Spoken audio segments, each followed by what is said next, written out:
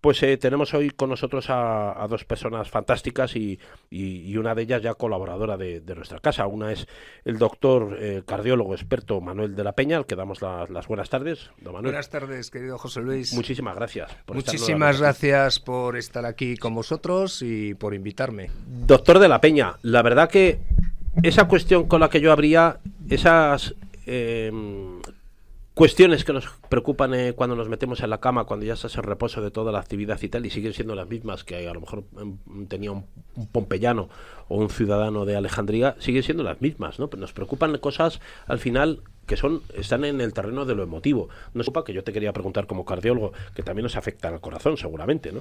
Sí, pero me sorprende tu pregunta porque, como no, nunca sé qué es lo que quieres preguntarme, me apasiona lo que me acabas de preguntar porque esto va más allá de la propia medicina. Mira, la primera regla de oro que tenemos que tener es que cuando tú estás en tu casa y te vas a tu dormitorio para dormir, la regla de oro es sagrada, que en tu dormitorio no se discute ni se habla de problemas. Los puedes hablar en el salón, en la televisión, donde quieras, pero en tu dormitorio ni se te ocurra, ¿vale?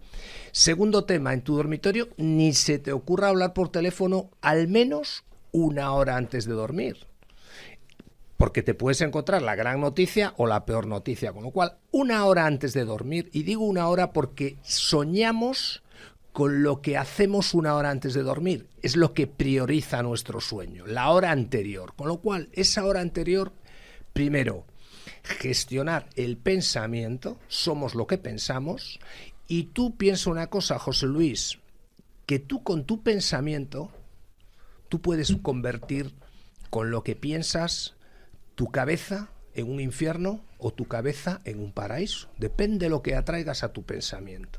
Con lo cual es importante pensar. Y te voy a dar un truco muy sencillo. ¿Sabes lo que tienes que hacer cuando te metes en la cama? Primero eso, no hablar de problemas. Una hora antes lo ideal es leer o ver, visualizar imágenes positivas, no una película de terror, pero sino imágenes positivas, no Que esas de negativas. las que siempre vemos por la noche, pero que no es lo recomendable. Imágenes, Ver un viernes 13 por la noche, pues igual bueno, luego no duermes, ¿no? A mí, por ejemplo, a mí... Pero yo veo muchísimas de terror. Cada uno tiene sus propios hobbies. Yo abro un libro que es como un atlas de árboles y de plantas, me relaja muchísimo. Entonces, por la noche entro en el paraíso de las plantas y de los árboles, que es lo que me gusta. Tienes que saber en dónde quieres entrar. Y hay otro truco, ya que me preguntas temas que son más que medicina, mi propio hobby, y es el siguiente. Cuando tú, antes de dormirte, siempre tienes que dar una orden a tu cerebro. Y la mejor orden, ¿sabes cuál es? Deja que tu mente trabaje positivamente para ti.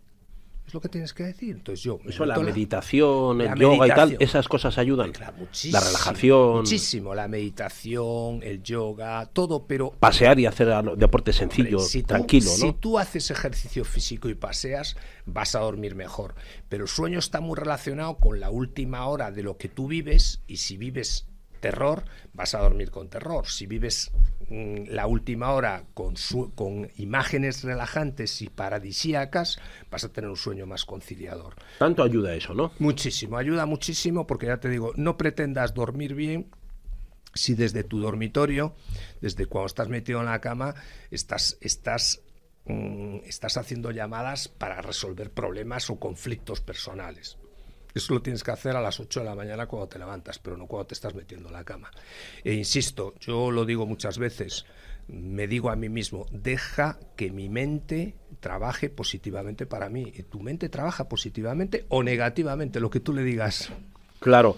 Don Manuel, afecta, es un mito esto de que el estrés, las preocupaciones y tal, es un mito que eso se traslada al corazón.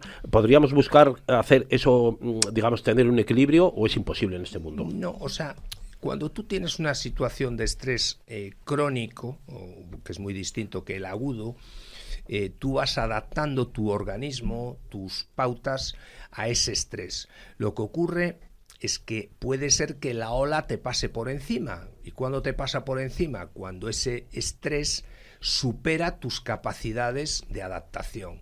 Y si supera tu capacidad de adaptación, puedes entrar, si está de una manera sostenida en el tiempo, en un agotamiento psicosomático con distintas manifestaciones clínicas que pueden ser dolores de cabeza, neuralgias, úlceras, taquicardias, palpitaciones.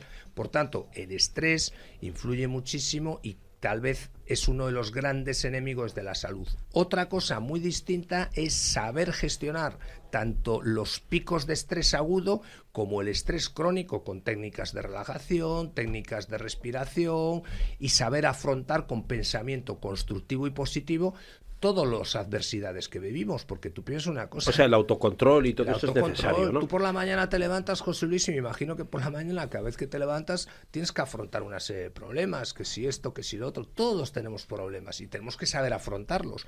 Entonces, la capacidad de saber gestionar emocionalmente esos problemas que nos da el día a día, pues eso te puede generar más o menos estrés. A lo mejor a ti, por ejemplo, te genera estrés el perder un móvil, y para mí lo que me puede generar estrés es algo para mí mucho más profundo, que me amputen una pierna. Oye, a mí si me robaran el móvil ahora, lo perdiera, me darías una alegría. Olvídate del WhatsApp, olvídate de llamadas, ya estaría 2 días relajado, fíjate. Lo mío es una herramienta de trabajo cruel que en cuanto puedo en casa la cuelgo allí y la dejo en silencio, ¿sabes? Ya veremos mañana. Porque luego también se ha convertido esto un poco en una obsesión, ¿no?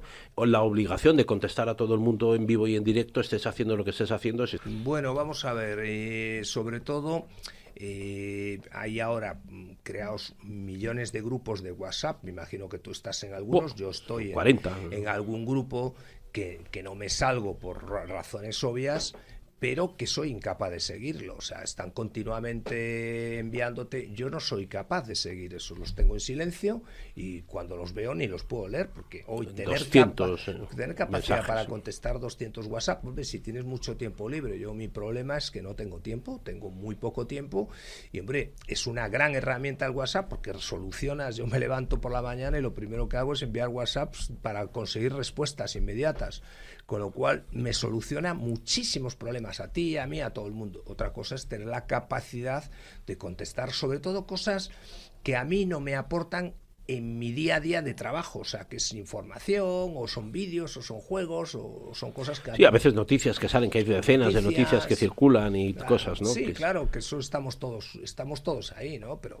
a mí eso no me genera estrés, lo que me genera es un poco de saturación de información. Saturación, que hay que saber modular eso. Yo no sé también si ese desorden conduce a un desorden, Manuel de la Peña, mental, y en eso deberíamos también tener cuidado y corregirnos, aplicarnos en el tema del control, porque no sé si eso nos puede conducir a un desorden. Por supuesto, ahí tendrías que pensar en cómo ordenas el caos, ¿no? Entonces, para ordenar el caos mental, yo te aconsejaría que invitaras a la doctora López Ibor, que es una gran psiquiatra, y te pondría seguro que dar luz en todas estas dudas que tienes. Pues la vamos a citar a través tuyo. Estas cuestiones como la declaración de la renta, que el día 11 de este mes hemos empezado hace un par de días, y estas preocupaciones y la angustia que nos crean, ¿nos afectan también al corazón estas cosas, los sobresaltos y tal?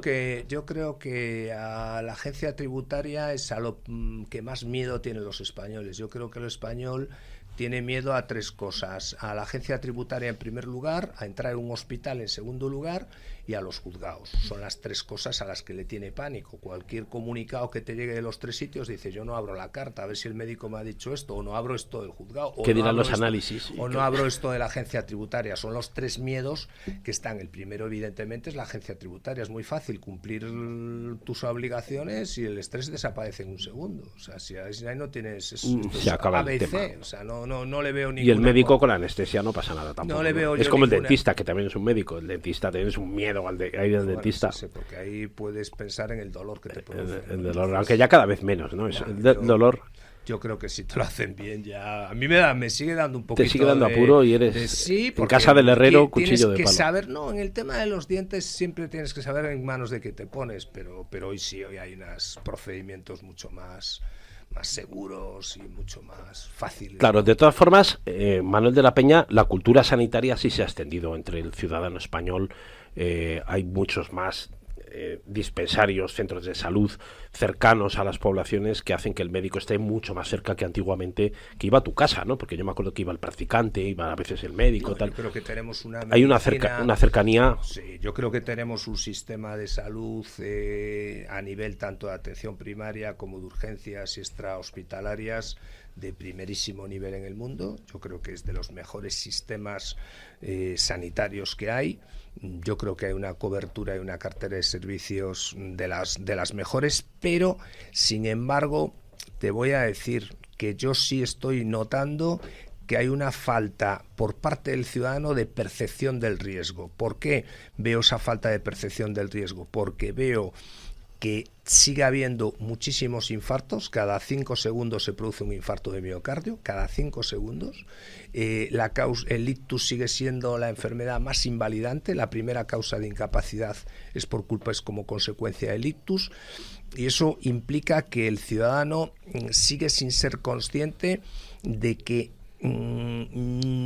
está expuesto a unos riesgos como la hipertensión arterial, las fracciones elevadas de colesterol malo como LDL y la lipoproteína A, como sigue fumando, siguen teniendo problemas de diabetes mal controlada. Entonces yo creo que en definitiva el ciudadano no tiene sensación de que esto va con ellos, que esto no es un tema suyo, y por tanto sigue aumentando la mortalidad cardiovascular en el mundo. La primera causa de muerte en el mundo siguen siendo las enfermedades cardiovasculares, muy por delante del cáncer, y eso implica una poca conciencia de lo que es el riesgo, de los factores de riesgo que conducen a estas patologías. Yo creo que eso deberíamos, ya que me hablas de cultura, deberíamos de insistir en crear esa cultura, esa corriente de opinión para que el ciudadano sepa a los riesgos a los que está expuesto y cómo controlarlos. Claro que hay un desconocimiento importante. Ictus e infarto, que los has mencionado juntos, van alineados, tienen una correlación. Tienen una correlación muy grande porque al final tanto el ictus como el infarto, la causa real es una trombosis, ¿no? A nivel de cuando es infarto de miocardio es una trombosis coronaria, y cuando es un ictus una trombosis a nivel cerebral, que son el 85% de los ictus. Hay otro 15% que son ictus isquémicos, porque en una palabra revienta una pequeña arteria y sale la sangre, es un ictus hemorrágico, que es el 15%, pero lo habitual son las trombosis, tanto cerebrales como tal. Y esas trombosis todas se producen porque hay un depósito muy elevado de colesterol, de las fracciones elevadas de colesterol, como te dije antes, HDL y LDL, en la capa interior de la arteria, en la íntima arterial, en el endotelio, que es como el cutis, y ese depósito va creando unas placas de arteriosclerosis. Esas placas van disminuyendo la luz por la que pasa la sangre, el calibre de la arteria, y esa disminución del paso lo que está es favoreciendo que la sangre se convierta como una especie de bola de nieve, y esa bola de nieve se llama trombosis. Con lo cual, ¿la podemos evitar? Sí. ¿Cómo?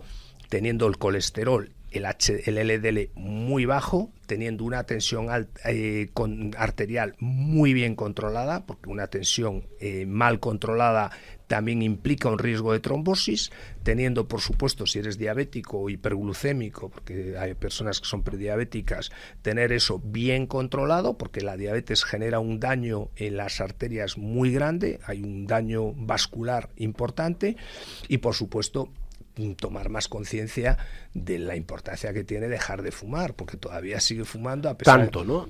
Tanto impacto tiene, ¿no?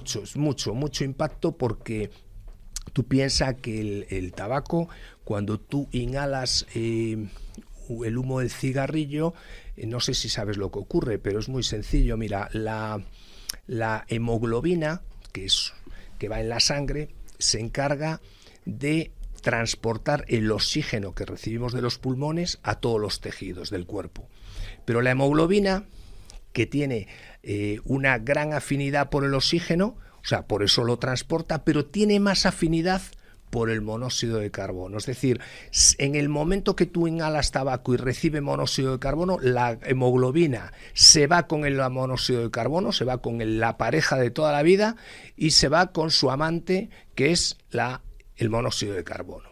Con lo cual, que lo transporta igual. Lo transporta por y todo quitando el transporte del oxígeno, claro, claro, quitando el espacio. Entonces tú lo que haces es, llega al riñón, llega al pulmón, llega al hígado, llega esa sangre más pobre en oxígeno y más rica en monóxido de carbono. Estás empobreciendo el suministro de oxígeno a los oxígenos, estás envejeciendo más deprisa, estás provocando un daño. Porque claro, la clave del tabaco es esa, que tú estás transportando monóxido de carbono por todo el oxígeno, aparte de las otras 4.000 sustancias tóxicas que tiene, como los benzopirenos, etcétera, etcétera. Además de esas sustancias tóxicas y del monóxido de carbono, el tabaco, por la nicotina, lo que hace la nicotina es estimular la descarga de adrenalina, y esa descarga de adrenalina provoca un aumento de la frecuencia cardíaca o provoca un aumento de la tensión arterial y por tanto aumenta el gasto cardíaco. ¿Qué quiere decir? Que aumenta la cantidad de oxígeno que tú necesitas para mantener tu actividad normal. Con lo cual estamos creando... Es un catálogo de cosas, de averías y de consecuencias. Claro, que no somos conscientes. Entonces, yo creo que hay muchas personas que dicen, bueno, yo prefiero fumar y vivir así, pero lo que a mí más me sorprende, que yo no le riño a nadie ya por fumar, ni pierdo ni un solo segundo, pero lo que más me sorprende es que personas que han sufrido un infarto, el 21% sigue fumando, les da igual. Es curioso esto, y vuelven a tener otro infarto, ¿eh? Entonces es una falta, me decías, tu cultura. Bueno, yo creo que tenemos más respuesta que cultura, es decir, tenemos un gran sistema sanitario, yo creo que hay unos grandes profesionales volcados con la salud, médicos, enfermeras, y yo creo que falta más la cultura ciudadana de decir, oye, voy a cuidar mi propia salud, voy a cuidar mis propios hábitos, voy a mejorar estos hábitos, voy a cambiar, y ahí yo creo que hay más que cultura, menos sensibilidad por el cambio. Claro, ahí haría falta que se instrumentalizaran comunicaciones de forma más activa, claro, no solamente desde los centros de salud o desde los hospitales, sino desde la administración, ¿no? Que son muchas administraciones, son comunidades autónomas, las consejerías de salud, hay que trabajar muy a fondo en esto, igual que se hace salud bucodental, pues hacer salud cardíaca y hacer salud ocular. Ya, pero es un trabajo complicado porque, mira, tú cuando eres niño, crear el hábito en un niño, si tú vas a un colegio a dar una charla, crear ese hábito es relativamente fácil, pero cuando una persona es adulta, cambiar un hábito tóxico por uno sano es realmente difícil. Para que te hagas una idea, el cerebro necesita 21 días para asumir el cambio. O sea, si tú mañana quieres hacer cualquier tipo de cosa, la tienes que repetir durante 21 días. Y al cabo de 21 días el cerebro ya lo ha mecanizado como cambio.